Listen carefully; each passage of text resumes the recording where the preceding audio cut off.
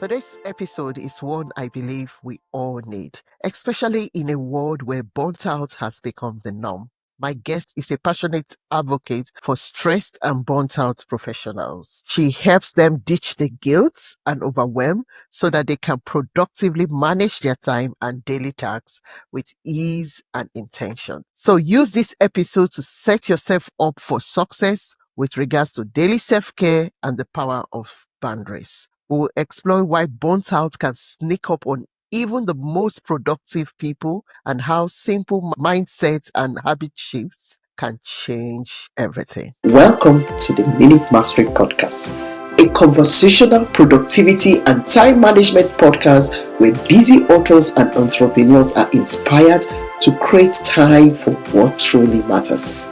I'm your host, Ngozi Edema. I'm a time management coach, writer, and entrepreneur. Here, you are encouraged to turn your minutes into milestones and to create at least 1 hour a day working on your goals without feeling overwhelmed. And since you are here, before we jump into today's episode, hello, mamas and papas in the house. What do you want in a storybook? Here are my favorite things to look out for in a storybook. Storybooks must be relatable.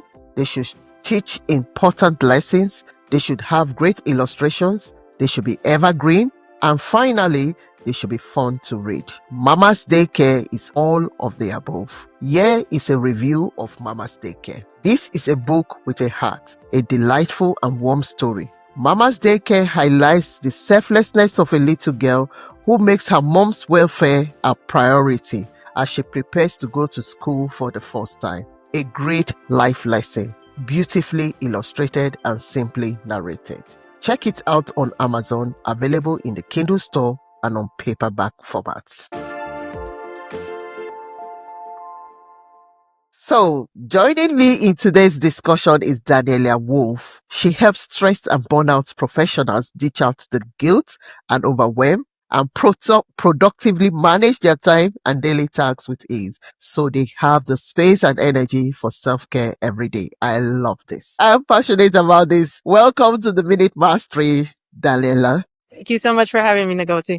So, what is an unexpected cause of burnt out that most people overlook? Yeah, a lot of times people just think burnout comes from something you don't like, but actually the things we're more passionate about, whether it's our job, a business, our kids, a relationship, set us up for burnout more so than something we don't like. Because if you don't like your job, 5 o'clock comes and you're like, bye, I'm out of here. But our passions, we go all in on. We toss our boundaries out the window and we can spend hours and hours invested in these things. So like I said, it can be a positive thing, but even too much of a good thing can still be negative. You think of you like ice cream, it's fantastic, you love it, but too much of it's going to make you sick. So if you don't have those boundaries in place to have some of that balance with the other parts of your life, you're still going to send yourself to burnout even with something you love, because it can be isolating. You ride the highs and lows more intensely because you're so passionate about it.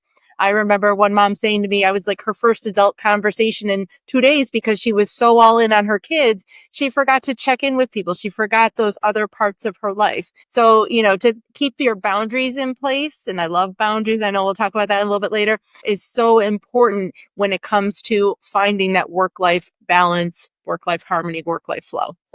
So do you think it's hard because for instance, I'm very passionate with my work and I know that sometimes I've stayed up late till about 11 p.m. without even knowing. Yeah. And nobody was stressing me out. It was me stressing myself out. So do you think it's because it's within our control? That is why we have a kind of blindness towards it, that we don't know that it's what we love that could even create the burnout that we're talking about. Yeah, I think we, like I said, when we toss our boundaries out the window, so you probably needed to stop and get to bed earlier or take a break from that before going to bed. And because you were having fun, you thought, oh, it's okay. I'm gonna keep doing it. And so I think when we recognize boundaries, they're not a bad thing. They're very helpful and empowering when it comes to maintaining those healthy habits. I talk about, when I'll get into talking about self-care, how we sleep is part of our self-care. And so if you stay up too late, even if it's something you're passionate about,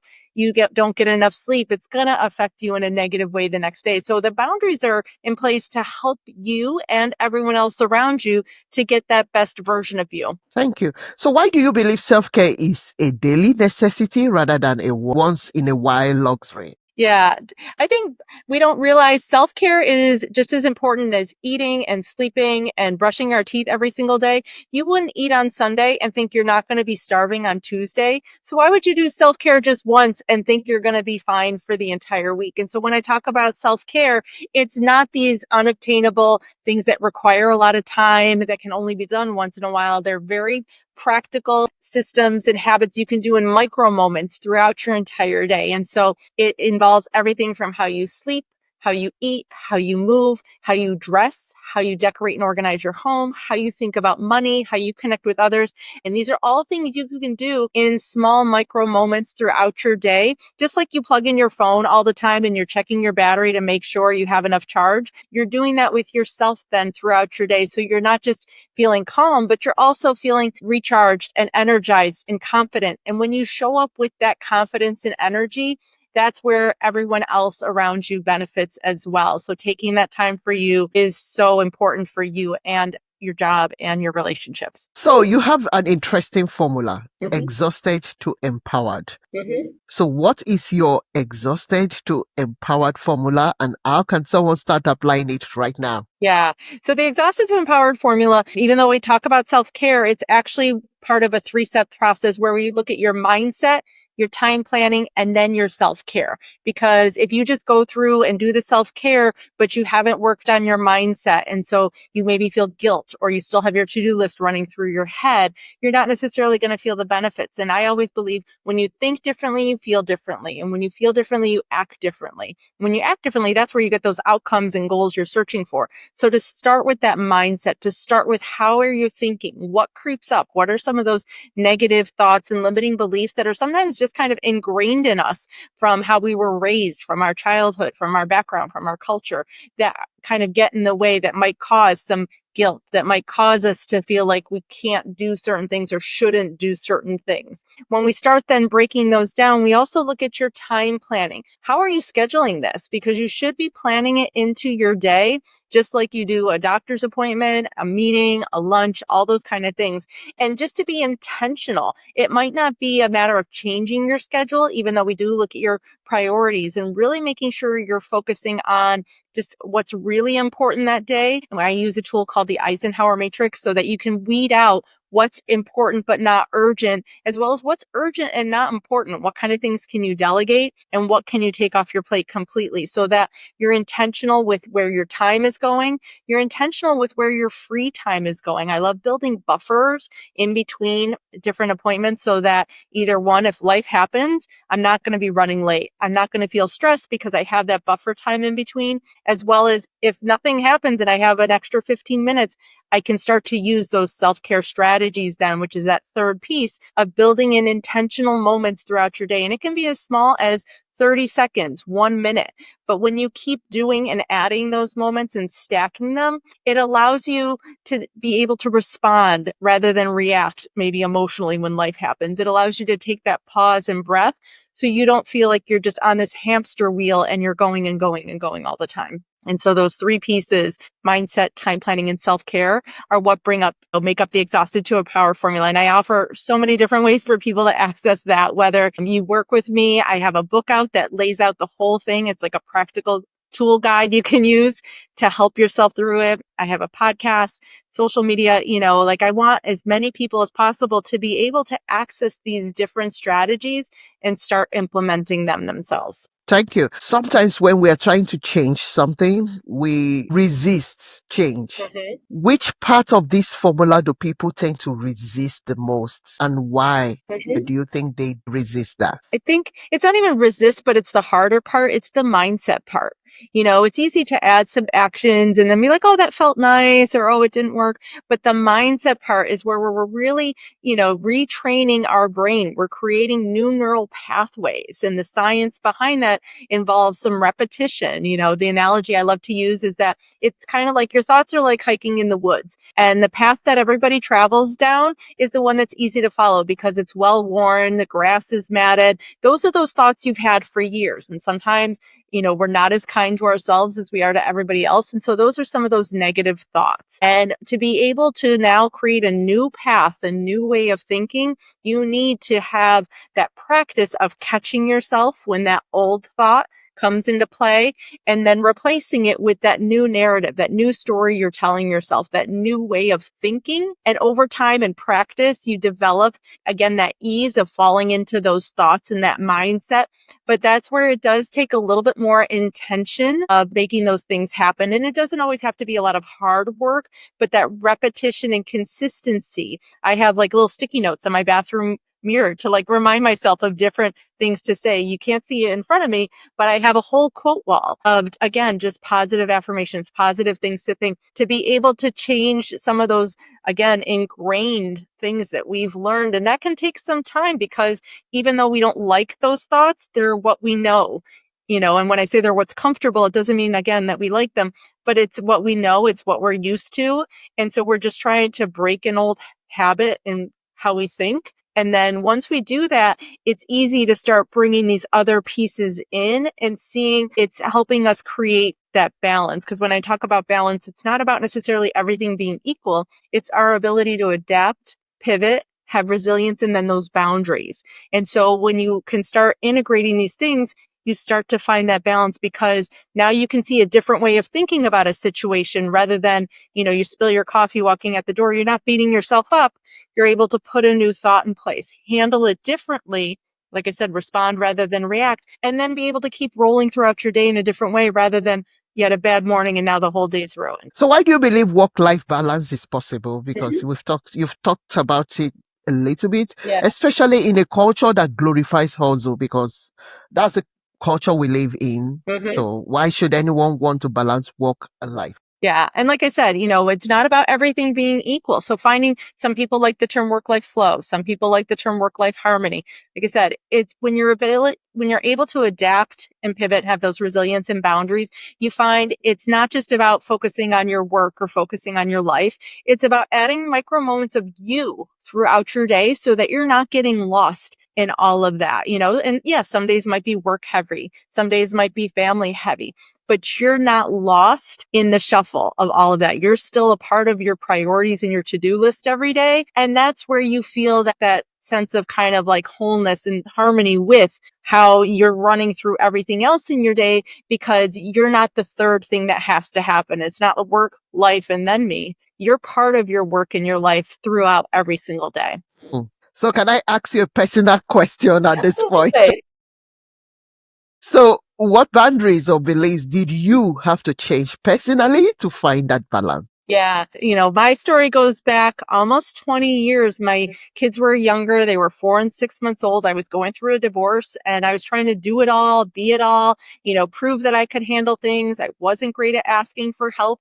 And that's when I drove myself straight into my own burnout. And I was snapping at my kids. I was irritable. I had no patience. And, I had kind of this really bad day. And I had this moment where I was like, this isn't who I want them to remember. This isn't who I know I am. And so I started to make super small shifts and changes. You got to start small or else it's too much to take on. And I started just doing a daily gratitude practice. Our grocery store had free childcare at the time. And so I used that. And that, definitely those guilt thoughts, those mindset shifts of, people are going to think I'm a bad mom if I'm not taking care of them and I'm leaving them in the childcare. People are going to think this about me, or, all these assumptions, or if I'm asking for help, I'm a burden. I'm putting people out, all those kind of things. And so, I had to put some of those boundaries in place where, one, I recognized that taking care of me and taking time for me wasn't taking from anybody else. It was giving back to them because I showed up better. And when I showed up better, they showed up better. And we were all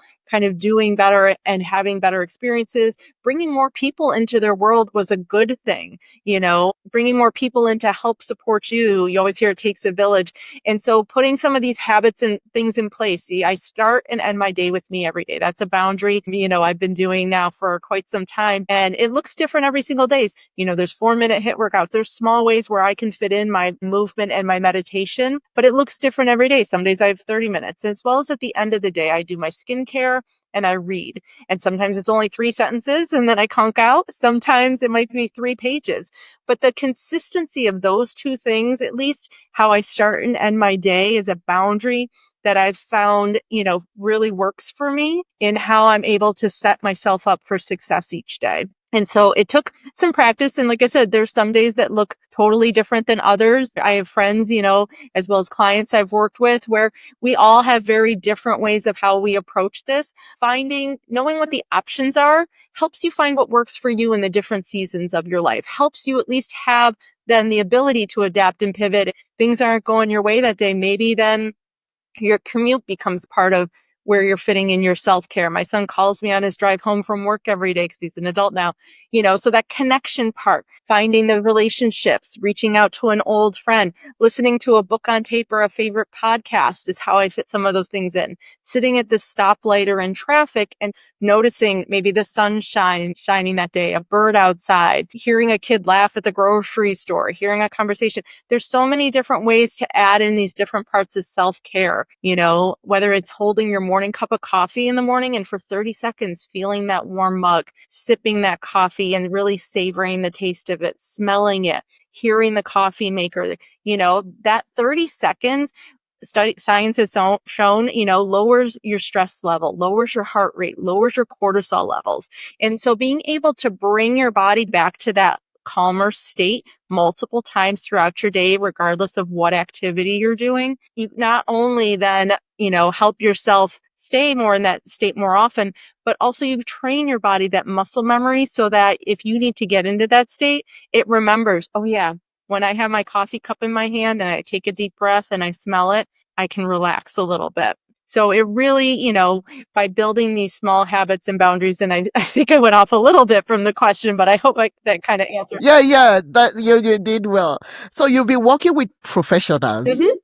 and what is one boundary you wish every professional would set today? I think just the boundary of not being available all the time from a professional standpoint, feeling comfortable putting that outgoing email that goes after your business hours and even having set business hours. So you're not feeling constantly available 24/7. Because I think, again, the stories we tell ourselves about why we do that have more to do with us than with the people that we're serving. You think, if you've got your favorite coffee shop and they're not open at 11:30 at night and their hours clearly state we're open from 8 a.m. to 7 p.m., you're not going to be mad at 11:30 at night because, oh yeah, they posted this is when they're open. And so when we post our same kind of availability and boundaries, there's no guilt. There's no responsibility of you're letting anybody down because you've made it very clear. And people then can have the freedom to know, oh, I'm coming back when she's open tomorrow. And so, I think just feeling comfortable and it doesn't, you have to start small again with as well. Start with small no's, small boundaries, small yeses to yourself. But by not being available all the time, I think you're going to show up so much better for your clients and your business. Thank you. So I can relate very much to you. I've gone through periods of burnout in my life, and it was especially the time I have very young children, and there were days like the woman you talked about, I've not had any adult conversation. Yeah. And I'm just feel like I was locked up in a room with these Yeah. children. I love them, but You need to it was be so stressful. Yeah, you can't lose yourself in them or else you don't show up as your best you for them. Yes. So that is, and to get myself out of it took time. It does. And I believe if someone is listening to this episode today, it's going to take time for any real change to happen. Absolutely. So if someone is listening and is on the edge of burnout, but doesn't know where to start, what is the first small shift they can make to get them moving? One is give yourself grace. Please, we beat ourselves up for this level of unrealistic perfection. And so to just give yourself grace and remember, this is your first time going through life too. And so of course you don't know what to do. Of course we don't have it all figured out. So to start with that place of grace, like I'm not going to be perfect, but I'm going to keep making progress. And then, like I said, to start with a small shift. A lot of times I tell people, set a reminder on your phone and then have a timer for 1 minute. And during that 1 minute, don't pick up your phone. Don't go throw a load of laundry in. Don't do anything else. And just sit there for 1 minute. Maybe focus on your breathing. Maybe do some shoulder shrugs. Maybe have some water and hydrate. Maybe look out the window. But just that 1 minute, again, will bring those benefits of lowering your heart rate, your cortisol, your stress levels. And now set that reminder for 5 times. Now you have a 5-minute self-care practice. You get the dopamine hit of knowing you set a goal and you achieved it. Maybe then you realize, oh, I got 2 minutes right now, and you can do that for 2 minutes. And now you got a 10-minute practice. And so to start small, start simple, and then give yourself grace that some days you might just not have a great day. And that doesn't mean you're never going to be able to do this. That means you start fresh again the next day, and that gratitude of focusing on what is positive. A lot of times we're pre-programmed to stay focused on the negative. To remember those positive moments, you'll start to notice more of them as well. Thank you. So where can our listeners find you and get more support from you? Absolutely. My website is bestdlife.com. There you'll get access to my blog posts, my podcasts, as well as they're available on Spotify, Apple, anywhere you listen. You can order a copy of my book there or on Amazon. It's called Balance Breakthrough, a practical guide for busy professionals to take charge of their work, life, and well-being. I've got blog posts. You can access my social media links, which are also all Bestie Life. And feel free to reach out, ask me a question, send me an email or a DM, and let's start this journey together. Let's get you started on putting yourself back on your to-do list. Thank you very much, Daniella. Our discussion has been insightful. Thanks for coming to the show. Wow, what a conversation. I hope today's episode reminded you that you deserve rest. It is not just a reward. We don't have to wait for burnout to make a change. With the right mindset, boundaries, and small daily acts of self-care, we can all shift from exhausted to empowered. Thank you very much for tuning in to the Minute Mastery Podcast. If you have enjoyed this episode, please remember to share it with someone who could use more time in their day. Check out all the links in this episode show notes and remember to subscribe and leave us a review. Until next time, you are in control of your time and you've got